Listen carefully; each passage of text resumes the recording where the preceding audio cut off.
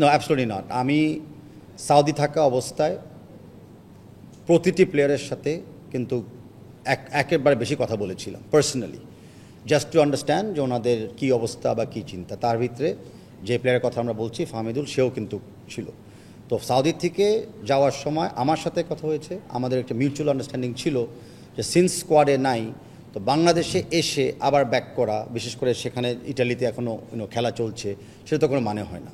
So better আমরা shortcut করি জিনিসটাকে। আর প্লাস বাংলাদেশে মাত্র একদিন ছিল, এমন না যে আমরা আরেকটু ইন্টারাক্টিভ কোনো কাজ করতে পারতাম। অ্যান্ড আমরা আগামী ম্যাচ উইচ ইজ জুন, সেদিকে আমরা এখন প্রস্তুতি নিব, অফকোর্স ইন্ডিয়া ম্যাচের পর থেকে। দের ইজ নো ডিমোটিভেশন, আমি নাম উল্লেখ করছি না, বা আপনারা সবাই জানেন আমাদের বর্তমান স্কোয়াডেও কিন্তু দুজন প্লেয়ার আছে যারা তাদের প্রথমবার যখন বাংলাদেশে আসে খেলার জন্য তারা কিন্তু চান্স পায় নাই, কিন্তু পরে এক সময় অফকোর্স চান্স পেয়েছে বা স্কোয়াডে অন্তর্ভুক্ত হয়েছে। সেটার অনেক কারণ থাকতে পারে, সেটা রিজনস থাকতে পারে, আপনারা ভালো মতো জানেন, কিছু লজিক্যাল কিছু ইললজিক্যাল, বাট খেলাটা তো এভাবেই হয়।